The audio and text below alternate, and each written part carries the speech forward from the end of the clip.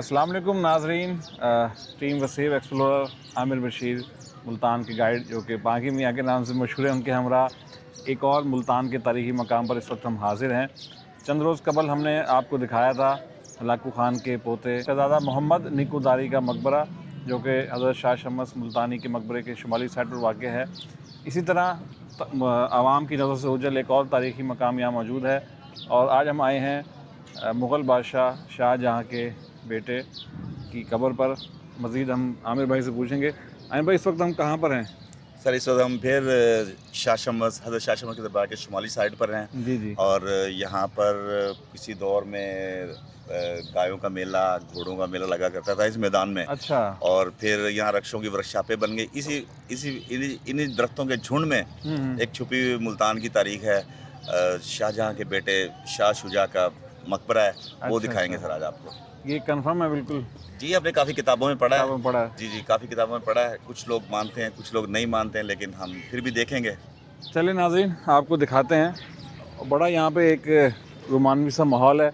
जाल के दरख्त हैं, उनकी गिरदा गिर्द ये छोटा सा कब्रिस्तान वाक़ है। और इन दरख्तों की शाखों से, तनों से गुज़रते हुए हम जब पहुँचते हैं इस कब्रिस्तान के पास, तो ये देखें यहाँ पर एक मीनारा सा है। ये भी जी सर, आप देख रहे हैं ये छोटी ईंट का है, और ये मुग़ल दौर के वक्त का ही है, क्योंकि शहज़ादा भी मुग़ल है, तो ये लगता भी मुग़ल दौर का ही है। ये नानक शाही दौर का है। हमारे साथ एक और हमारे खोजी हैं इरफान मजीद साहब।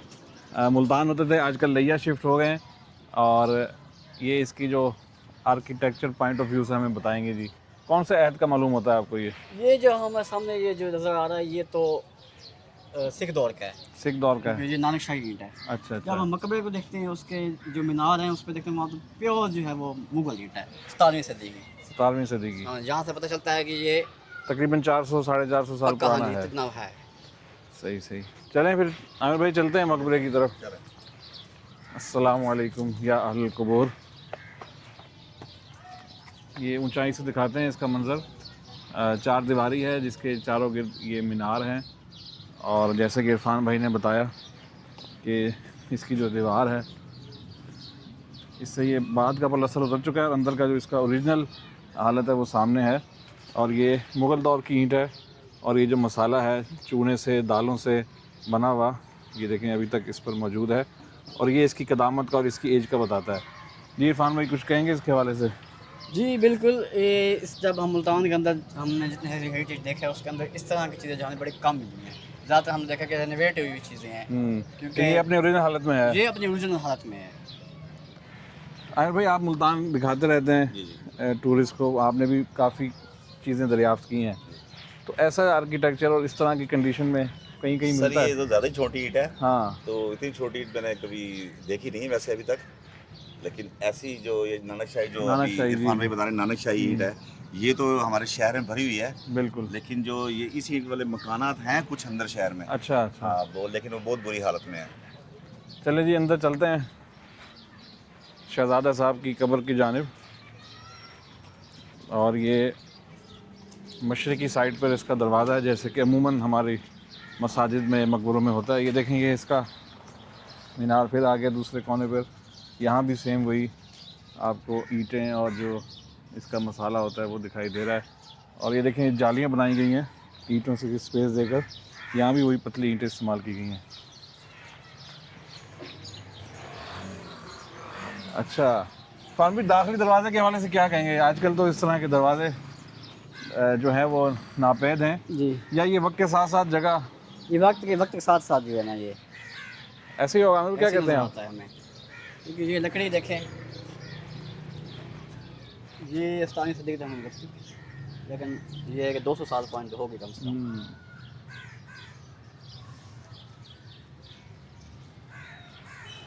चले जी, ये हम सुनते थे मुग़ल दौर में, अकबर दौर में वो दरवाजे छोटे रखे जाते थे, तो दाखिल होते हैं जी।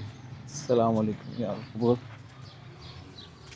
मकसद कुछ होगा। अच्छा, अंदर जब हम दाखिल होते हैं तो जो अंदर का फ़र्श है और कब्र का तावीज़ है, इसको रेनोवेट कर दिया गया है वक्त के साथ साथ।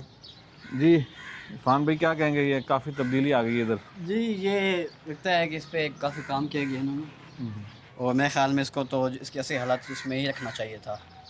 और ये जो दरवाज़ा जो मैं देख रहा हूँ, मुझे महसूस हो रहा है कि ये लोग आएँ ताकि वो थोड़ा सा झुक के आएँ और आजिज़ी इख्तियार करके आएँ। तो मुझे ये चीज़ नज़र आ रही है इसमें। वैसे जो हमारे मुस्लिम उसमें तो इतना नहीं, वो नहीं है। नहीं, हाँ, इसकी कोई और रीज़न हो सकती है, बहरहाल अल्लाह बेहतर जानता है। आमिर भाई, इस कब्र के हवाले से क्या कहेंगे, ये जो इसकी असली हालत अब जो वो हो गई है। सर इसकी असली हालत तो छोटी ईंट से बनी हुई कब्र है। मैंने पूछा है इनके जो गद्दी नशीन है, जो इसको संभालते हैं सारे, ज़फ़र खान साहब, वो बताते कहते ये फिर हमने ना इसको, ताकि ये वो टूटे ना, शिकस्ता ना हो, तो फिर हमने इस पर ना टाइल्स वगैरह लगा के तो इसको कर दिया है। और एक इस जगह की ख़ास बात सर आपको एक और बताऊँ कि ये जगह जैसे आप देख रहे हैं बेयाबान पड़ी हुई है, ये ऐसी नहीं थी। यहाँ बहुत खूबसूरत बाग लगा हुआ था इसके इर्द अच्छा। गिर्द। जी जी, जैसे आपको पता है मुगल बाग लगा हाँ के हाँ, शहीद बिल्कुल थे, बिल्कुल। तो यहाँ पे बहुत खूबसूरत बाग लगा हुआ था, फलदार दरख्त थे काफ़ी मिकदार में। लेकिन वो फिर जैसे वक्त के साथ साथ वो सब चीज़ें आपको पता है उजड़ती गई, बर्बाद होती गई, बागात ख़त्म हो गए। तो अच्छा, हमने सुना कि नाम इनका शाह शुजा था, मुग़ल बादशाह का, वो शहज़ादे का, लेकिन यहाँ पे सैयद सखी हबीब शाह सरकार जी लिखा है। ये मुझे लगता है बाद में अकीदत में किसी ने नाम इनका जो है वो सैयद सर बना हमने दिया है। 2-3 किताबों में पढ़ा है, हिस्ट्री में लिखा हुआ है इनके बारे में। इनका नाम शाह शुजा था, लेकिन ये दरवेशी इख्तियार कर गए थे, तो फिर उनको ना सखी हबीब का लक़ब दिया गया था। तो तारिक फिर दुनिया हो गए थे जी, ये। तारिक दुनिया हो गए थे, इसलिए मुल्तान आए थे। आपको पता है औलिया की सरज़मीन है, तो फिर इनको ये लक़ब दिया गया था, फिर उसी नाम से ये ज़्यादा मशहूर हो गए हैं। सही सही। जी नाज़रीन, हमने आपको दिखाया एक मुग़ल शहज़ादे का मकबरा जो कि तारिक दुनिया हो गए और औलिया की मोहब्बत में यहाँ मुल्तान आकर बसे।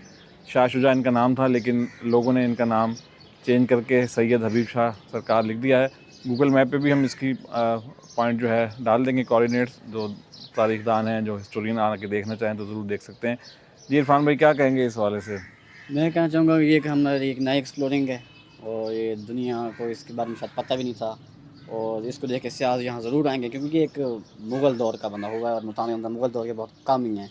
क्योंकि आपको पता है कि जब अंग्रेज़ों की जब उन्होंने हमला किया था या सिखों ने हमला किया था, तो यहाँ पे जो मुग़ल दौर की जो इमारतें थी वो मुकम्मल तौर पर तबाह हो गई थी, उनमें दोबारा से जो है तमीर किया गया था। यही वजह है कि यहाँ हम जब देखते हैं कि हमें मुग़ल दौर की जो चीज़ें हैं जो वो अपनी असली हालत में नज़र नहीं आती। जी बिल्कुल, इरफान भाई का सही कहना है कि मुगलिया दौर की इमारत, मकाबिर, मसाजिद हमें कम तादाद में देखने को मिलते हैं। यही वजह है कि सिख दौर में काफ़ी चीज़ें जो हैं वो ख़राब हुई। उसके बाद अंग्रेज़ ने भी हमला किया, उसमें भी काफ़ी मुल्तान के हेरिटेज का नुकसान हुआ।